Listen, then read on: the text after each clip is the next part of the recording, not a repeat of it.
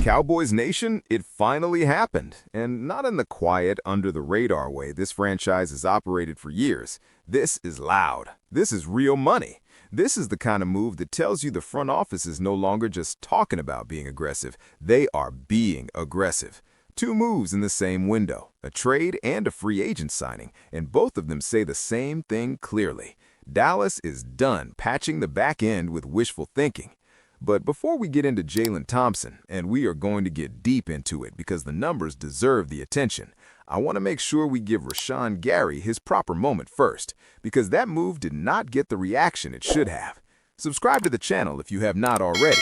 Drop your take in the comments and let us get into it. So, the Cowboys traded a fourth-round pick to Green Bay to acquire Rashan Gary, and the first thing you need to understand about that deal is why they did it as a trade instead of waiting for free agency. This was not an accident. Dallas did not want to sit across the table from 3 or 4 other teams bidding on the same player. They went to the Packers directly, agreed on a fourth-rounder, and took him off the market before the competition could even form a line. That is smart football. That is a front office operating with precision instead of emotion. Now, the pick itself. It is a 2027 fourth-round selection, and anyone who follows draft capital seriously knows that a pick a year out loses real value. By the time that pick lands, it is closer to a fifth in practical terms, and this organization has shown a pattern of being comfortable moving in that range. Trey Lance, Jonathan Mingo, and now Gary. They are clearly not precious about the fourth round the way some teams are, and when the return is a veteran pass rusher with starting experience, that trade-off makes sense. Here's how I see Gary fitting. He is not Micah Parsons. He was never going to be Micah Parsons, but he is a DeMarcus Lawrence type, a player who is stout at the point of attack, disciplined against the run, and still capable of affecting the quarterback. At this stage of his career, he is a high-floor, dependable piece, not a weekly highlight machine. And when you're building depth on a defensive line that needed bodies who actually understand the job, that profile matters. There's also a connection worth noting. Christian Parker was in Green Bay when the Packers drafted Gary. That relationship does not move a player across the country by itself, but it matters in the evaluation room, and it matters in the locker room when a new guy walks in already trusting the staff around him.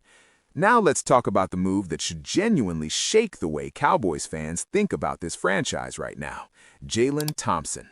3 years, $36 million. And I'm going to say this plainly. This is the biggest free agent signing this team has made in roughly a decade. Not biggest as in loudest name, biggest as in financial commitment to an outside player. Real, multi-year money on a real starter. The kind of contract that tells a player you are not a bridge, you are the plan. Thompson is 27 years old, 7 years in the NFL, all with Arizona. He came in as a fifth-round pick in 2019, which already tells you something about the player. Nobody hands a fifth-round safety $36 million unless he earned every dollar of it.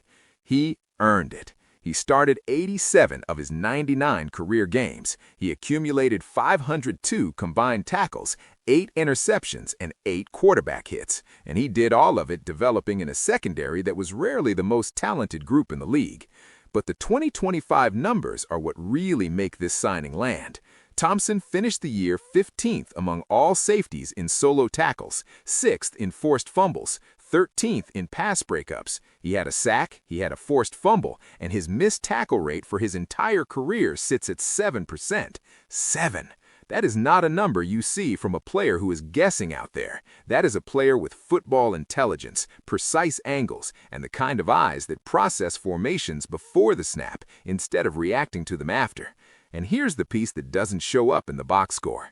Thompson spent the 2025 season working under Ryan Smith at Arizona, playing alongside Budda Baker in a genuine two-safety system that demanded versatility. He was lining up deep, in the box, in the slot, not rotating between 2 of those, all 3. That kind of experience does not grow on trees, and it does not come cheap. Dallas paid the market rate to get it, and they should have. Now, let's talk about what this means for the defense as a whole, because this is where the signing becomes more than just one position filled. Malik Hooker was restructured earlier this week. He is not going anywhere.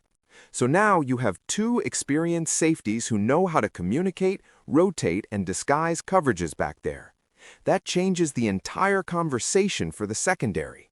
When defenses lose in the back end, they usually lose because one safety is solid and the other is a liability. Opposing offenses find that weak side and they attack it on every drive. Donovan Wilson was that liability. His career in Dallas was built on effort and physicality, but coverage was always the question, and the question never got answered the right way. Thompson answers it. He allowed a passer rating of 98.4 when targeted last season, which, with context, is a reasonable number for a safety who is being used aggressively in coverage assignments rather than being hidden. And 5 pass breakups means quarterbacks were not just avoiding him, they were throwing at him and losing the battle often enough to matter.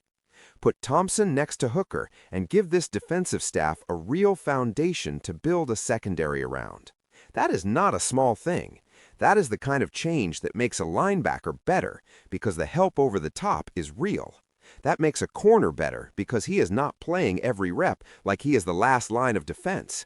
That makes a pass rush better because the quarterback has to make a decision instead of waiting out pressure. This one signing has a multiplier effect if it is coached correctly. And with the staff this organization has brought in, I believe it will be. Now, this is not enough. There is still work to do.